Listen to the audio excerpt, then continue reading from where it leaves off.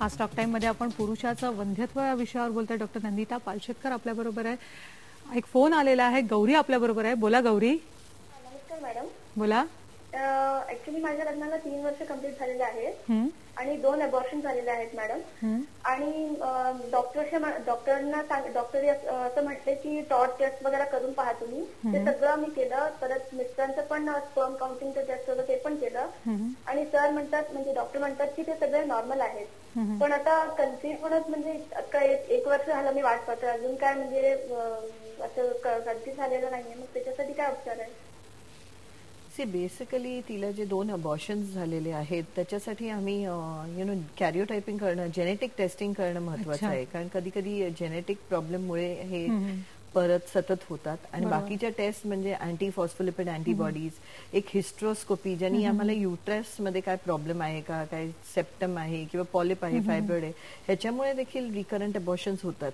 तर ह्याचं फार टेस्टिंग जे असतं ना फार जास्ती असतं आणि ते करणं जरुरी आहे. नॉर्मली 1 अबॉर्शन नंतर आम्ही ऍडवाइज नाही करत, पण 2 अबॉर्शन झाल्यावर हे महत्वाचं आहे, जरुरी आहे की तुम्ही सगळ्या प्रकारचं टेस्टिंग करा. जर सगळ्या प्रकारचं टेस्टिंग केलं असलं आणि तरी त्यांना मूल होत नाही 1 वर्षापासून, तर मग ट्यूब टेस्टिंग करणं महत्वाचं आहे. तर आयदर गो फॉर लॅप्रोस्कोपी, दुर्बीण टाकून बघू शकते, किंवा एक HSG म्हणजे एक्सरे असतो ज्यांनी आम्ही ट्यूब्स ओपन आहेत की नाही ते बघतो. ह्या 2 टेस्ट करणं महत्वाचं आहे. आणि पुरुषाचं परत रिपीट करणं महत्वाचं आहे. कारण पुरुषांच्या वंध्यत्वामुळे म्हणजे लो काउंट वगैरे त्याच्यामुळे रिपीटेड अबॉर्शन्स होऊ शकतात.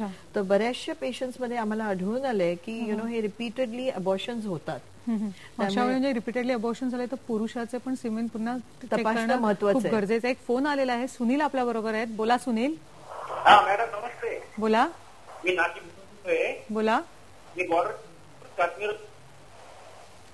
हॅलो. हॅलो, तुमचा प्रश्न विचारा. माझं वय 34. फोन तांत्रिक कारणामुळे बिघडले. आपण नॉर्मली असं म्हणतो की पुरुषांच्या वंध्यत्वाला काय कारणीभूत असतात गोष्टी? बऱ्याचशा वेळेस इन्फेक्शनमुळे त्रास होतो. आपल्या देशात ट्युबरक्लोसिस फार कॉमन आहे, त्याच्यामुळे होऊ शकतं, किंवा सेक्शुअली ट्रान्समिटेड डिझीजेसमुळे देखील होऊ शकतं. त्याच्यावर आम्ही साधे अँटीबायोटिक्सनी ट्रीट करतो आणि त्यांचं ते प्रॉब्लेम्स सुटू शकतात. मग दुसरं कारण आहे, जसं आपण आधी मेन्शन केलंय, हॉर्मोनल इम्बॅलन्समुळे, आणि त्याला हॉर्मोन ट्रीटमेंट देऊन आपण डेफिनेटली ट्रीट करतो. व्हॅरिकोसील आपण जस्ट टच केलं पण त्याच्याबद्दल बोललो नाही. व्हॅरिकोसील म्हणजे काय असतं की ह्या ज्या रक्तवाहिन्या असतात ज्या टेस्टीजला पुरवठा करतात त्या अशा जाड्या होतात आणि तिथे जास्ती ब्लड फ्लो होतो आणि त्याच्यामुळे ते टेस्टीजचं टेम्परेचर वाढतं.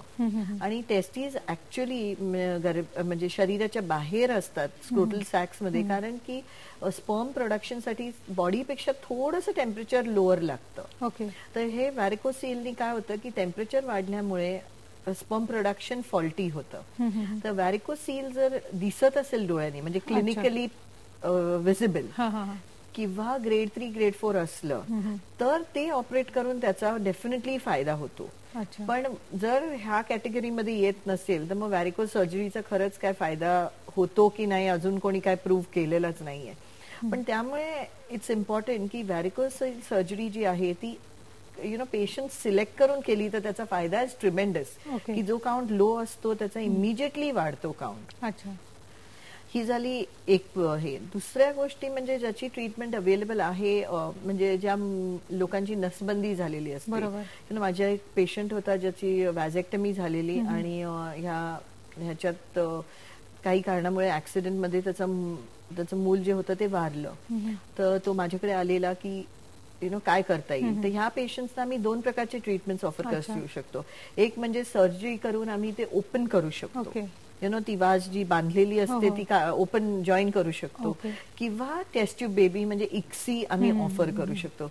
इक्सी मध्ये आम्ही काय करतो की औषध देतो त्या स्त्रीला आणि तिची 10-15 स्त्रीबीज तयार करतो आणि मग ह्या पुरुषाच्या टेस्टीज मध्ये जाऊन आम्ही स्पर्म्स काढतो. कारण प्रोडक्शन व्यवस्थित असतं, नुसतं ब्लॉक असतो आणि ते काढून आम्ही वापरतो आणि बाळ तयार करतो. इनफॅक्ट माझ्याकडे एक छान कपल म्हणजे UK वरून आलेलं आहे आणि त्यांना आम्ही एक बाळ ऑलरेडी केलेलं आहे. फ्रान्समध्ये पण त्यांनी केलेलं, पण इथे येऊन त्यांचं सक्सेसफुल झालं आणि तिचे फ्रोझन बाळ आहेत 5 वर्षापूर्वीची. ती आता परत येते दुसरं बाळ करायला. म्हणजे नसबंदी एकदा केली तरी पुन्हा एकदा तुम्ही यशस्वीपणे प्रयत्न करू शकता. फोन आलेला आहे. नंदू आपल्या बरोबर आहेत. बोला नंदू.